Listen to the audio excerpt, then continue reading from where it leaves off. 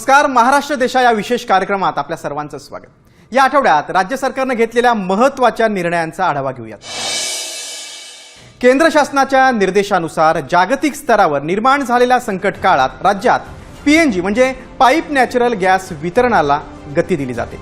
खतांच्या उपलब्धतेसाठी सातत्यानं आढावा घेतला जात असल्याचं मुख्यमंत्री देवेंद्र फडणवीस यांनी सांगितलं. तसंच लॉकडाऊनच्या अफवा पसरवणाऱ्यांच्या विरोधात कारवाई केली जाईल असंही त्यांनी स्पष्ट केलं. आपण एक GR काढून सगळ्या महानगरपालिका नगरपालिका क्षेत्रांमध्ये गॅस पाईपलाईन टाकण्याकरता सगळ्या अटी आणि शर्ती या शिथिल केलेल्या आहेत. राईट ऑफ वेज त्यांना देण्याचा प्रयत्न आपण करतो आणि या गॅस पाईपलाईन आपण जर टाकल्या तर आपल्याकडे पीएनजी उपलब्ध आहे. त्यामुळे LPGची आवश्यकता पडणार नाही. शहरांवरचा LPGचा लोड जर आपण कमी केला तर भविष्यात अशा पद्धतीच्या ज्या काही सिच्युएशन्स उभ्या होतात त्याच्यामध्ये देखील आपल्याला कुठली अडचण येणार नाही. महिलांच्या सुरक्षेच्या दृष्टीनं प्रस्तावित शक्ती कायद्यासंदर्भात केंद्र सरकारनं काही कायद्यांमध्ये बदल केले असल्यानं त्यानुसार आता राज्य शासन आवश्यक सुधारणा प्रस्तावित करून केंद्राकडे सादर करणार आहे. तसंच मोबाईल ॲपच्या माध्यमातून होणाऱ्या बेकायदेशीर लिंग निदानाच्या प्रकारांवर नियंत्रण ठेवण्यासाठी गृह आणि विभागासोबत स्वतंत्र समिती स्थापन करण्यात येणार आहे.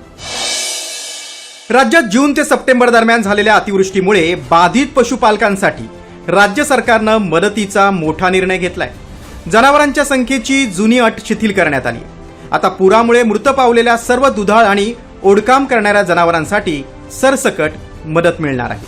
यामध्ये मृत दुधाळ जनावरांसाठी 37,500 रुपये तर गोठ्यांच्या नुकसानीसाठी 3,000 रुपयांची तरतूद करण्यात आली आहे.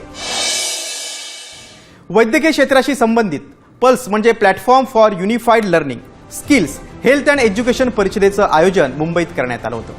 औषध निर्मितीची प्रक्रिया अधिक सुरक्षित, पारदर्शक आणि वेगवान करण्यासाठी डिजिटल तंत्रज्ञानाच्या वापरात वाढ होणं गरजेचं आहे.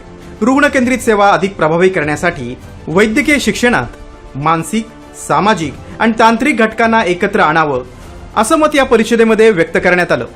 कृत्रिम बुद्धिमत्तेच्या योग्य वापरासाठी वैद्यकीय तज्ज्ञ, तंत्रज्ञ आणि वैद्यकीय संशोधक यांच्यात समन्वय साधणारी प्रणाली तयार करावी अशी आरोग्य सेवेच्या दृष्टीनं महत्त्वाची मतं या परिषदेदरम्यान तज्ज्ञांनी व्यक्त केली. मुख्यमंत्री देवेंद्र फडणवीस यांच्या हस्ते सायन रुग्णालयाच्या पुनर्विकास इमारतीचं भूमिपूजन पार पडलं. या प्रकल्पामुळे रुग्णालयाची खाटांची क्षमता 1900 वरून 3286 पर्यंत वाढणार आहे. 2500 कोटी रुपये खर्चून 2030 पर्यंत हे काम पूर्ण होईल.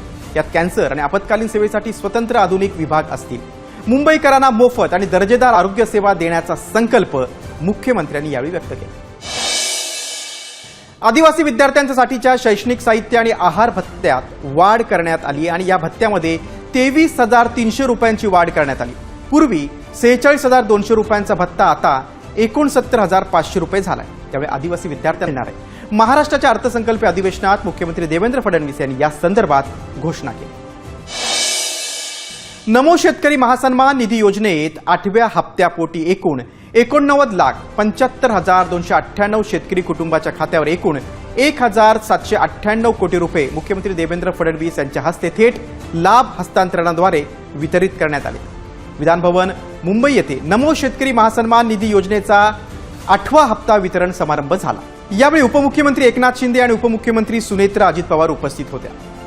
नमो शेतकरी महासन्मान निधी योजनेअंतर्गत 24 मार्च 2026 अखेर 1 ते 7 हप्त्यांमध्ये एकूण 13,017 कोटी रुपये 93 लाख शेतकरी कुटुंबाच्या खात्यावर थेट लाभ हस्तांतरणद्वारे जमा करण्यात आले. मुख्यमंत्री देवेंद्र फडणवीस यांच्या हस्ते राजमाता जिजाऊ बस सेवेचं लोकार्पण झालं. विधानभवन प्रांगणात झालेल्या सोहळ्याला उपमुख्यमंत्री एकनाथ शिंदे आणि सुनेत्रा अजित पवार उपस्थित होते. राजमाता जिजाऊंच्या स्मरणार्थ ही सेवा सुरू करण्यात आलेली आहे. टप्प्याटप्प्यानं 3,000 आधुनिक बसेस दाखल होतील. त्यामुळे प्रवाशांना सुरक्षित आणि आरामदायी प्रवासाचा अनुभव मिळेल. महाराष्ट्र देशामध्ये पुन्हा भेटूयात. तोपर्यंत नमस्कार.